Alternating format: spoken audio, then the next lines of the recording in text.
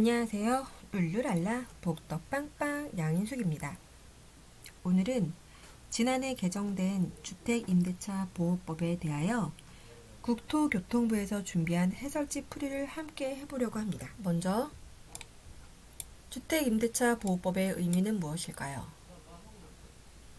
임대인이 임차인에게 주택을 사용 수익할 수 있게 하는 계약을 하고 임차인이 이에 대해서 차임을 지급한다 라는 점에서 합의가 있으면 이 계약은 성립이 됩니다. 그러나 이렇게 당사자 간의 합의에 의해서 성립이 되는 계약에도 임차인에게 불리한 것은 효력이 없습니다.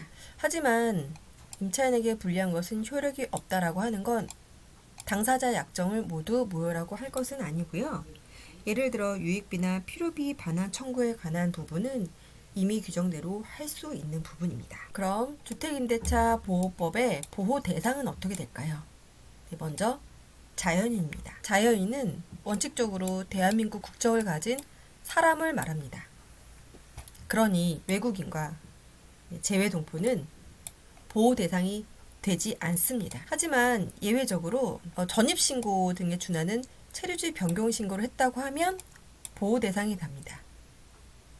물론 재외동포도 장기 처리하면서 주택을 임대차하는 경우에도 보호 대상이 됩니다. 이를 위해서 외국인과 재외동포는 14일 이내에 신고를 해야 합니다. 자, 다음은 법인에 관한 내용인데요. 법인은 보호를 받지 못합니다. 하지만 예외적으로 한국토지주택공사와 지방공사는 보호 대상이 된다고 명시가 되어 있는데요. 여기에 중소기업 또한 직원의 주거용으로 주택을 임차한 경우에는 해당이 됩니다. 다음은 주택임대차 보호법의 적용 범위입니다. 사실 주거용으로 사용하는 경우에는 모두 해당이 된다고 보시면 됩니다. 오피스텔도 마찬가지고요. 미등기 무허가 건물 또한 해당이 됩니다. 또 일부를 주거 외로 사용을 해도 또 일부는 주거로 사용될 수 있고요.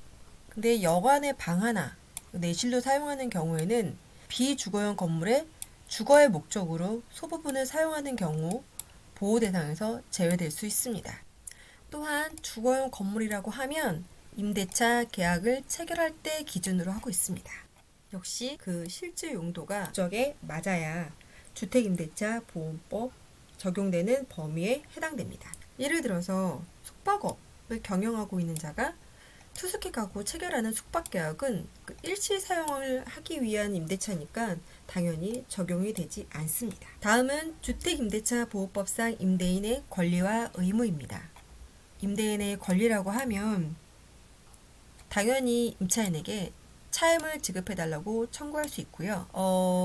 경제사정의 변동으로 인해서 적절하지 않게 계약이 됐다라고 하면 5% 범위 내에서 앞으로 계약건에 대해서 증액을 청구할 수 있습니다. 그러나 증액 쓴 다음에 1년 이내에는 잘못됐다며 또 다시 증액 청구를 할 수는 없습니다.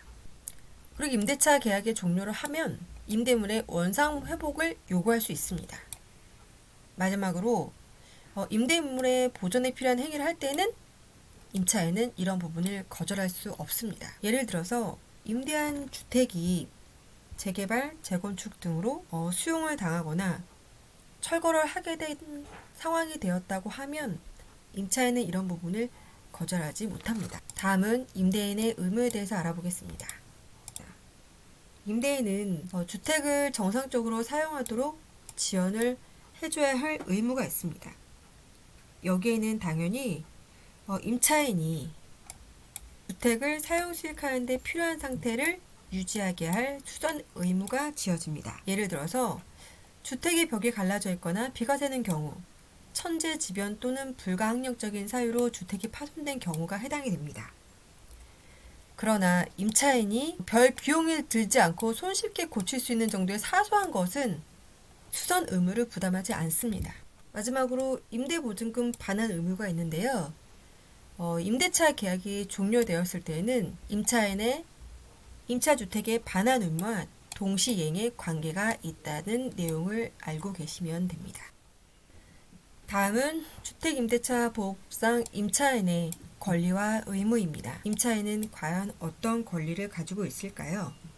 당연히 임대한 주택을 사용 수익할 권리가 있습니다. 이를 위해서는 임차 기간 중에 필요한 상태를 유지해 줄 것을 청구할 수 있죠. 예를 들어서 임대인이 주택을 수선해 주지 않는 경우에는 첫 번째, 손해배상을 청구할 수 있고요.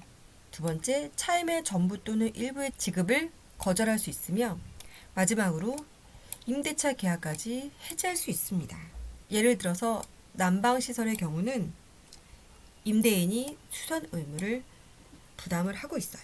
다음은 임대차 존속기간에 관련된 내용인데요.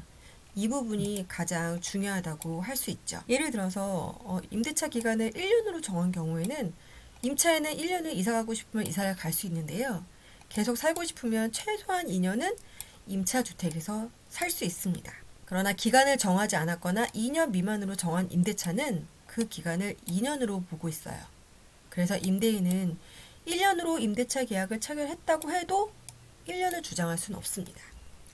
그리고 마지막 갖고 있는 내용은 차임 감액 청구권입니다. 경제 사정의 변동으로 적절하지 않게 계약이 되었다라고 하면 장래에 대하여 그 감액을 청구할 수 있습니다. 그래서 일부 임대인들이 차임 감액 금지 특약을 요청하는 경우가 있는데요. 앞부분에서 주택임대차 보호법 의미에서 말씀드렸듯이 임차인에게 불리하기 때문에 이 내용은 효력이 없습니다. 그러므로 임차인은 차임 감액 금지 특약을 하였더라도 차임 감액 청구를 할 수 있습니다. 마지막으로 임차인 과실 없이 멸실되거나 그 밖의 사유로 사용 수익할 수 없을 때는 당연히 계약을 해지할 수 있습니다. 다음은 임차인의 의무에 관한 내용인데요. 임차인은 차임을 지급할 의무가 있고 또한 임차인은 계약이나 임차주택 성질에 따라서 정해진 용법으로 사용 수익해야 합니다. 예를 들어서 일반 주거용으로 계약을 했는데 알고 보니 도박하는데 운용을 하고 있거나 성매매업소로 이용하는 경우에는 계약 위반으로 계약 해지가 될 수 있습니다. 또한 임차인은 임대차 기간 동안에 겨울철 동파 방지 등 선량한 관리자의 주의로 이를 보존해야 합니다. 마지막으로 주택을 반환할 의무와 원상회복 의무가 있는데요. 말 그대로 주택임대차가 종료할 때는 원상회복을 해서 반환을 해야 합니다.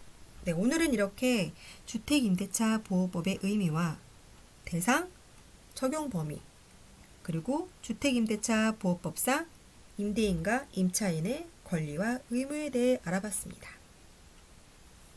감사합니다.